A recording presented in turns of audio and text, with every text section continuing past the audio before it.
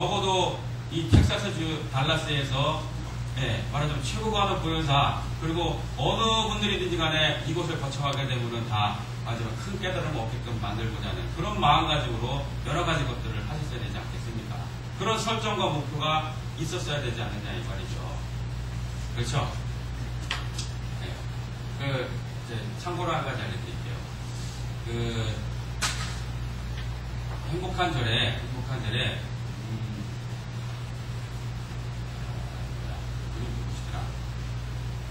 아무튼 국지사이신데 불교의 인연이 깊으신 분이다 보니까는 여러 가지 행복한 절에서 하는 프로젝트에 기획안 작성에 그분의 능력을 이제 빌려주시려고 도움을 좀 주셔요. 그분이 찾아보면 행복한 마을이라고 있는 거 아시지 않습니까? 거기에 미션과 비전을 활용한 동영상을 보시거든 이걸 어디 가서 활용하셨냐면요.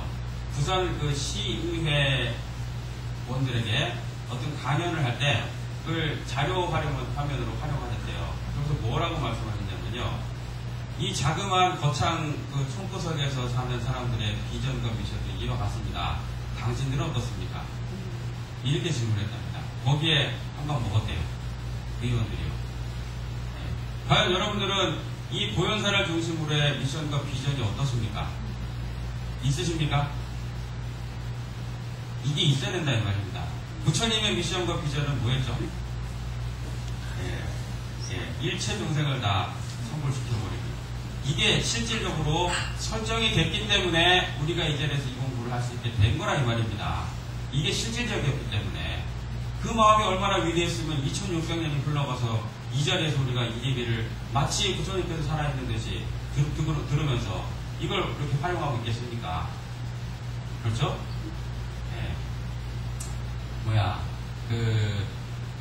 여러분들도 느끼시겠지만은, 먼저 말씀드릴게요.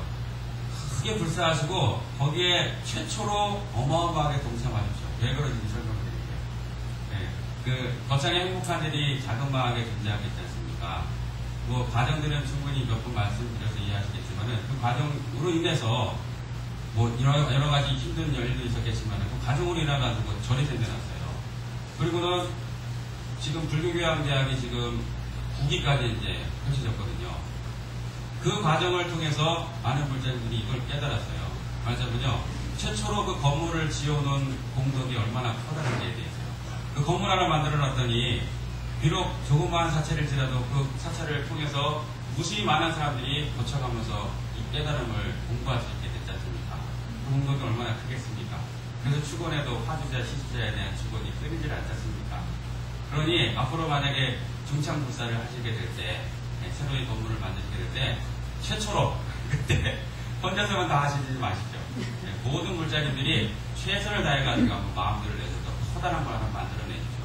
그 공간을 인해가지고 무수히 많은 사람들이 깨어나시게 될 텐데 그 공덕은 이루 말할 수가 없고 표현하자면요. 우주에는 우리가 이 좌뇌적 측면으로 알지 못했던 은행이 있습니다. 은행. 그리고 그걸 인과법칙으로 적용되는 은행인데, 즉, 그 은행에다 얼마만큼 저금했느냐에 따라가지고 내가 이번 생에 얼마만큼 갖게 되는 그런 관계이기도 합니다.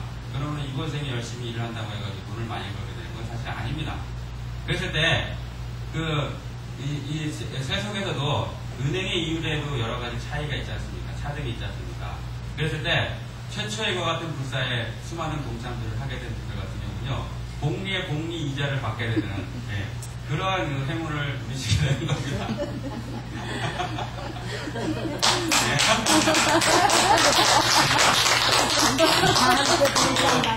그때를 맞이해서, 또 일부러 기회를 마련하기도 해야 되겠죠. 일부러 말씀을 하셔가지고. 다시 정리해드리자면요. 과연 보현사 불자로서 오랜 세월 동안 이 보현사를 이끌어 왔습니다만은, 이 보현사의 미션과 비전이 무엇인가를 한번 돌이켜보시고, 이래서는 안 되겠다라고 하는 마음을 내시고, 수많은 불자님들이 이 보현사를 활용해서, 아주 안전한 그리고 행복한 삶을 성취할 수 있게끔 만들어야 되겠다는 목표하에 큰 불사를 일으키시고 만들어내십시오. 그리고 그 공덕은 아주 어마어마하게 여러분들에게 돌아가게 될 테니까요. 그런 비전을 가지고 산다고 한다면 하루하루가 얼마나 행복하겠습니까? 그 모습을 제가 어디서 봤냐면 미얀마에서 봤어요. 그런데도 그분들의 그 원력은 말하자면 살아생전에 탑을 몇 개 조성하는 뭐 이런 식의 원력인가 봐요. 그래서 그런지 가는 곳마다 그냥 탑입니다. 탑. 부처님을 상징하는 것이긴 하잖아요. 근데 그들의 모습이 말하자면은 이제 관광객들이 버스를 타고 지나가는 길목에서 깡통을 두들기면서 도시를 벗어나는 거예요. 근데 그렇게 해막을 수가 없어요. 얼굴이 기쁨이라고 하는 걸 알아서 어떻게 보면 구걸이기도 하잖아요. 그런데도 그 행위에 대해서 부끄러워하는 마음이 조금도 없고 지금 말씀드렸던 그와 같은 기쁨의 마음가짐으로 그런 행을 하더라 이 말입니다. 바로 그와 같은 모습을 통해서 이제 불사는 어떻게 해야 되는 것이고 이렇게 알게 됐죠. 이런 마음으로 여러분들께서 이 보현사가 향해 나아가는 방향을 설정하시고 한번 크게 도약을 해보신다고 한다면요. 제일 처음으로의 공덕은 여러분들에게 걸어가시게 될 것이고 그리고 그 덕으로 인해가지고 수많은 사람들이 이 보현사를 활용해서 수많은 분들이 깨어나시게 될 겁니다. 그 공덕은 이루 말할 수가 없죠. 증거가 어디 있는지 아십니까? 역시 금강경에 있잖아요. 무수히 많은 그 공양물, 공양 올리는 것보다 금강경 4국회를 일러주는 것이 더 큰 공덕이다라고 얘기했잖아요. 바로 이런 관계입니다. 즉, 깨달음을 성취하게끔 만드는 인을 만들어줬다 이 말입니다. 그러므로 그들은 우리들이 만약에 불사를 한다고 한다면 이 불사는 금강경 4국회를 펼치는 것이고 금강경 4국회가 건물로 변해가지고 이 건물을 활용해가지고 이제 다른 분들이 공부하시게 된다고 한다면 4국회를 전해주는 경기 때문으로서 수히 많은 공부 그런 과정이겠죠. 그럼 조금 뭐 야단을 친다면요. 제가 직접적으로 말씀을 안 드려서 그런지 모르겠어요. 법상불사 하시라고 말씀드렸지 않습니까? 법상불사. 기억나십니까, 여러분들? 네, 이렇게 스님께서 딱 이렇게 오셨을 때 법상에서 요겁하게 그렇게 법을 설하실 수 있게끔 한다고 한다면요. 더 아주 멋지게 여러분들께 안내해 드릴 수 있는 그런 과정이 될 텐데 이 여법함이라고 하는 게 존재치 않아가지고 이게 이만큼밖에 우리가 형사를 못한 거라고 할 수가 있어서 이제 여러분들을 위해서 스님께서는 했다고 말씀을 해주셨습니다만은 그 율장에도 법을 설할 때는 높은 데 올라가서 설하라고 얘기하는 말이 있어요. 아시겠지만 스님들이 높아서가 아니고 그런 마음의 자세, 그러한 마음의 관계여야지만이 부처님께서 깨달으신 바가 전달이 될 수 있기 때문에 그렇게 말씀드린 겁니다. 그리고 여기 주지 스님은 성자, 현자 스님이시지 않습니까? 그런데도 법을 설할 때는 제가 중앙에 서게 되잖아요.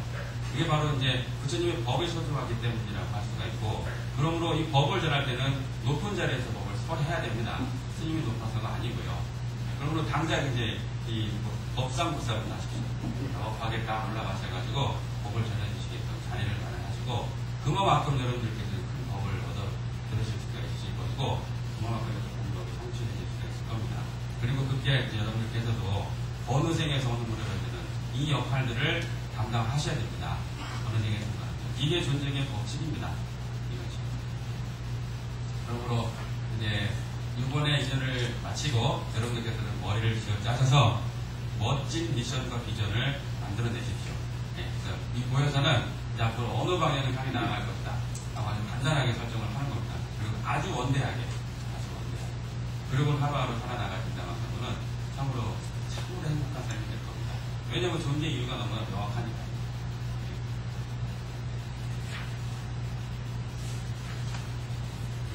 크게 반야신경입니다. 사실 그 수많은 얘기들의 마지막이 바로 아제아제 마라아제 마라스가제 우리 사마하이고 그 내용은 바로 가세가세 어서가세 저 피아노 언덕으로 어서가세 이 마음을 얘기하고 있습니다. 이 마음. 다시 말해서 뭐 방향이라고 생각해도 좋습니다. 또 그렇게 표현하니까는 길도자가 생각이 나네요. 길도자. 방향을 얘기를 하고 있습니다. 가세가세 어서가세 저 피아노 언덕으로 어서가세. 자 여기서 이 방향을 얘기하고 있는 것이라고 설명을 드렸고 이 표현의 마음을 이해한다고 한다면요. 과연 피안이라고 하는 것이 어느 주에 뭐 어느 시에 어느 번지에 있는 장소를 얘기하는 게 아니라고 하는 것을 알 수가 있잖아요. 피안이라고 하는 것이. 그러면서도 분명히 피안이라고 표현될 만큼의 그 마음의 자리라 이 말입니다.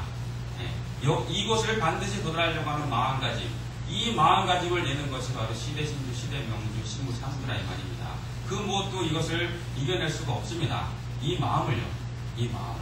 그리고 오직 모든 역대 부처님들이 이 마음을 내셨어요. 이 마음을.